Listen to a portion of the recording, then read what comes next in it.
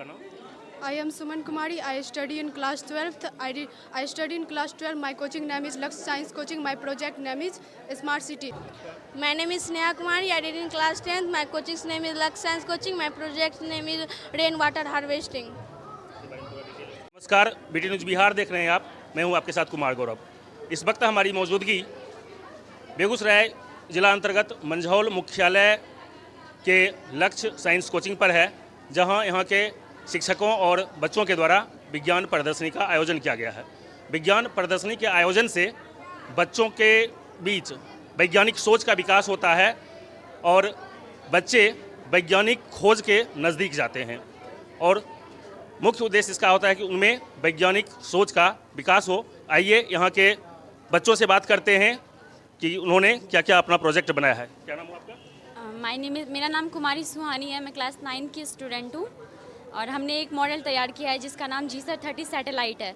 ये एक telecommunication satellite है जो कि हमारे लिए टावर, जो हम फ़ोन में टावर वगैरह यूज़ करते हैं उसमें हेल्प करता है। इसका यूज़ है कि जैसे DTH वगैरह हम यूज़ करते हैं तो उसमें ये हेल्प करता है। जो हम टावर यूज़ करते हैं, चाहे वो लैपटॉप हो, टैब हो या कुछ भी हो, फ़ोन वगैरह हो, उसमें ये हेल्प करता है। ये इसका सोलर पैनल है, वो रिसेप्टर है और ये डिस्क है। जो हमारे फ़ोन से जो सिग्नल जाता है वो सिग्नल वो जो रिसेप्टर है वो रिसीव करता है और फिर उसको डिस्क के पास भेजता है। फिर वहाँ से हमारे फ़ोन में सिग्नल आता है, फिर हम उसको फ़ोन का टावर यूज़ करते हैं। ये मतलब इसरो के जो चेयरमैन है, ये 17 जनवरी 2020 में फ्रेंच गुआइना के थ्रू कोरो लॉन्च बेस के थ्रू इसको भेजा गया था स्पेस में। और इसरो के जो को फाउंडर हैं, चेयरमैन हैं के सिवान, उनके द्वारा ये कहा गया है कि मतलब ये 15 साल के लाइफ टाइम में 2030 तक ये हमारे इंडिया को बेहतर लेवल तक एक सिग्नल प्रोवाइड करेगा। कितना भी अच्छा पॉपुलर क्यों ना हो, 4G हो या 5G हो, थोड़ा ना थोड़ा बफरिंग तो करता ही है।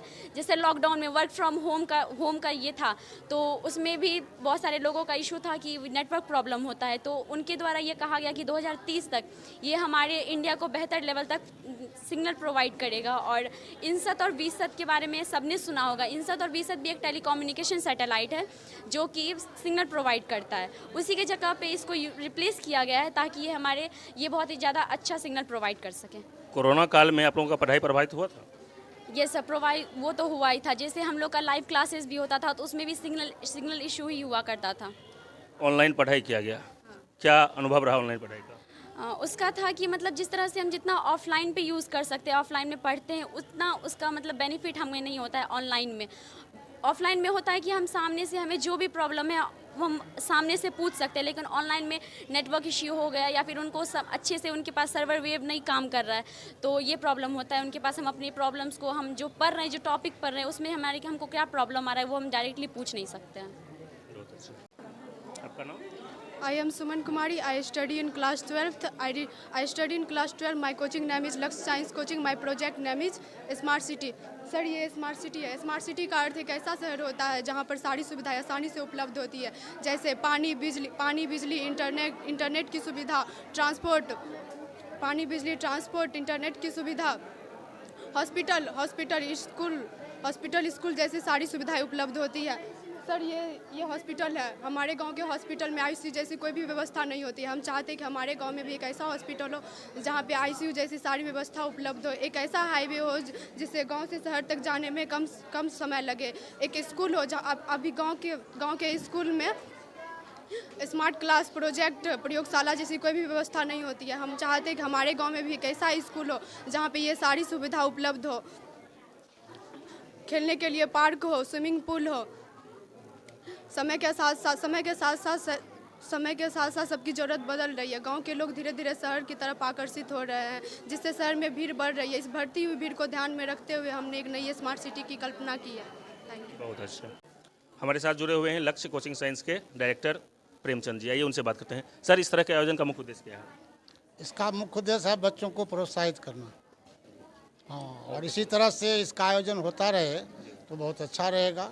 बच्चों में प्रतिभा जगेगी, आगे बढ़ेगा, साइंस का विकास होगा, साइंस डेवलप करेगी। हमारे साथ इस कोचिंग संस्थान के सर जुड़े हुए हैं, विकास जी। आइए इनसे बात करते हैं। ये मेरा उद्देश्य था कि यहाँ के गांव में, निजी संस्थान में इस तरह का प्रोग्राम नहीं हो पाता है, तो मैं चाहता हूँ इसको बृहद पैमाने पे करें। स्कूलों में प्रयोगशाला है, परंतु उसे सही रूप से सुचारू रूप नहीं हुआ है। हम चाहते हैं कि उसको चालू किया जाए और बच्चों को इस चीज़ का ज्ञान देते जाए, ताकि आगे बच्चे जो हैं सो वो उनका डेवलप होते जाए। धन्यवाद। हमारे साथ जुड़े हुए हैं मंझौल थाना अध्यक्ष अजीत कुमार जी। आइए इनसे बात करते हैं इस विज्ञान प्रदर्शनी के बारे में। सर बताइए। ये सामाजिक शिक्षा परिषद के तरफ से शायद ये प्रदर्शनी लगा है, जैसा लग रहा है। जो यहाँ पे बैनर है, हम उनको बहुत बहुत धन्यवाद देते हैं कि इतने छोटे छोटे बच्चे को इतना अच्छा अच्छा प्रोजेक्ट पे प्रोत्साहित कर रहे हैं। और हमको ये भी कि जो हैं कन्हैया जी, उनके द्वारा जो होता है इस बात की जानकारी दी गई आज थाना पे, तो हमको भी जिज्ञासा हुआ कि मेरे क्षेत्र में बच्चे लोग इतना अच्छा अच्छा प्रोजेक्ट का जो होता है कि प्रदर्शन कर रहे हैं और दिखा रहे हैं कि हाँ, उम्र जो भी हो लेकिन प्रयास बड़ा सोच रहे हैं लोग। तो हमको लगा कि जाके देखना चाहिए। हम आए, देखे, और वाकई जो होता है कि इन लोगों को देखने से लग रहा है कि उम्र के अनुसार ये बहुत अच्छा प्रोजेक्ट पे काम किए हैं। और लगा कि नहीं है कि ग्रामीण परिवेश में रह करके भी बच्चा जो है कि अगर सुविधा उसको मिले तो बहुत आगे जा सकता है। क्या लगता है सर, सरकारी स्तर पर भी कुछ बच्चों के प्रोत्साहन के लिए ऐसा कार्यक्रम आयोजित होना चाहिए? बिल्कुल होना चाहिए। और साइंस क्षेत्र में अगर हम अच्छा करेंगे तो हर क्षेत्र में ऑटोमेटिक अच्छा करेंगे। और जो ग्रामीण एरिया में ये बच्चे लोग हैं, जो प्रतिभा इन लोगों में दिखाई दे रहा है, अगर इन लोगों को सुविधा मिला जाए सरकारी स्तर से या जो भी हो सामाजिक स्तर सरकारी स्तर से, ये लोग बहुत अच्छा करेगा। धन्यवाद sir. My name is Priya Kumari. क्या बनाया? ये साइंस एग्जीबिशन है एक। ये सर किसी शादी में हम लोग जैसे जाते हैं कि इधर उधर पे कूड़ा कचरा फेंक दिया जाता है, वहाँ पे फॉर्म का जितना सामान होता है उसे हम जमा करके कोई भी जला दिया जाता है, तो उसे जलाया ना जाए, उसे मिट्टी पेट्रोल में लेके इसे फॉर्म को इसमें डाल किसी बर्तन में डाल के इसे ये किया जाए, किसी बर्तन में डाल के इसके ऊपर थोड़ा पेट्रोल दे दिया जाए, तो ये गल के मोम की प्राप्ति करती है।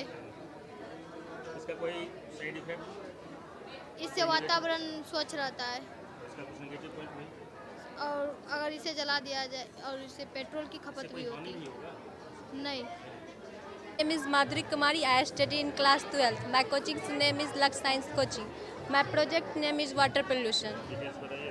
सर, जैसा आप देख रहे हैं कि ये फैक्ट्री है। अगर फैक्ट्री कभी साल या 2 साल में धुलाई होती है तो उसकी जो पानी होती है वो केमिकल वाला पानी नदी के अंदर जाता है, जिससे कि नदी में रह रहे जीव जंतुओं को हानि पहुंचता है और जीव जंतु मर भी जाते हैं।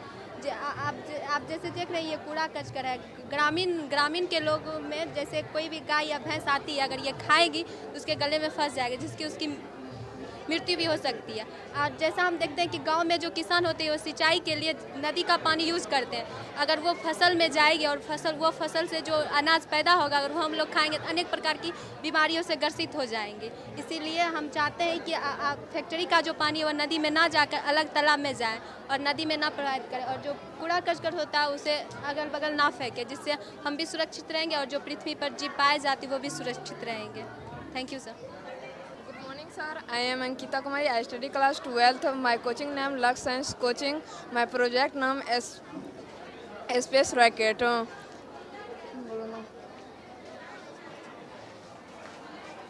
First of all, my name is Sonali Sharma. I read in class 10th. I live at Siuri, and my father name is Sanjay Sharma. And my topic is RLBTD Space Rocket.